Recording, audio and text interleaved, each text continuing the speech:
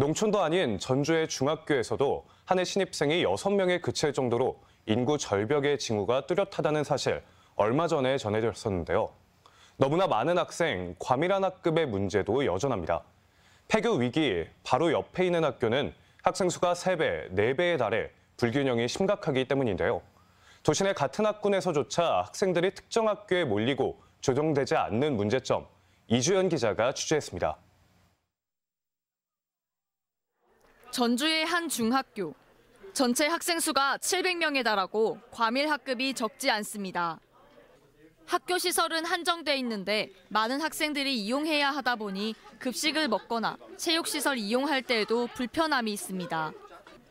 교실 내에서 학생들끼리 부딪히는 일이 잦아 학교 폭력으로 이어지기도 쉽고 교사 역시도 교실 전체에 대한 통제력이 약해져 피로감을 호소하고 있습니다. 여러 가지로 아이들한테 혜택을 줄 수가 없는 거죠. 과밀학급이어서 아이들 케어가 어렵다는 거죠. 담임 선생님 한 분이 이 아이들을 30명가량을 케어하기에는 역부족인 거죠. 하지만 이 학교에서 불과 수백 미터 떨어진 곳에는 학생 수가 적어 통폐합 위기에 처한 중학교가 있습니다. 많아서 불편한 학교와 적어서 폐교 위기에 처했던 학교가 붙어있는 상황이 곳곳에서 벌어지고 있습니다. 전교생 800명이 넘는 이 학교는 학급당 학생 수가 많아 과밀 학급으로 분류됩니다. 한쪽은 통폐합 위기, 한쪽은 과밀 학급 위기를 겪고 있는 겁니다. 현재 전주시 과밀 학급 기준은 한 반당 28명 이상.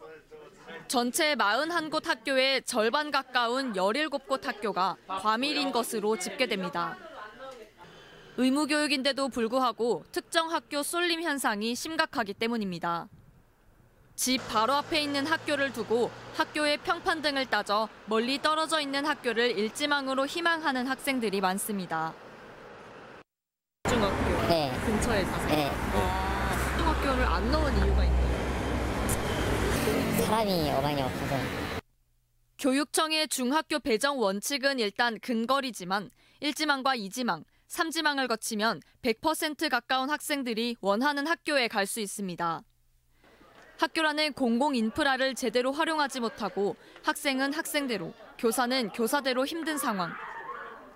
게다가 지속적으로 3지망 안에 들지 못하는 학교는 폐교 위기에 놓일 수밖에 없어 학교 간 균형과 배분을 위한 특단의 대책이 필요하다는 말이 나오고 있습니다.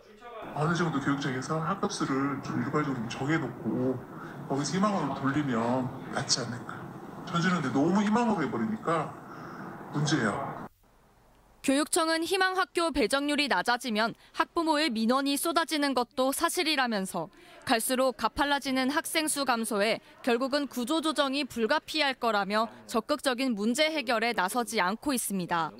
우선 지금 학생 수가 계속 줄고 있는데 이 부분이 사실 우려가 되고 있어요. 일부 원도심 학교의 경우에는 학생 수 감소로 학급 수 감축이 불가피할 것으로.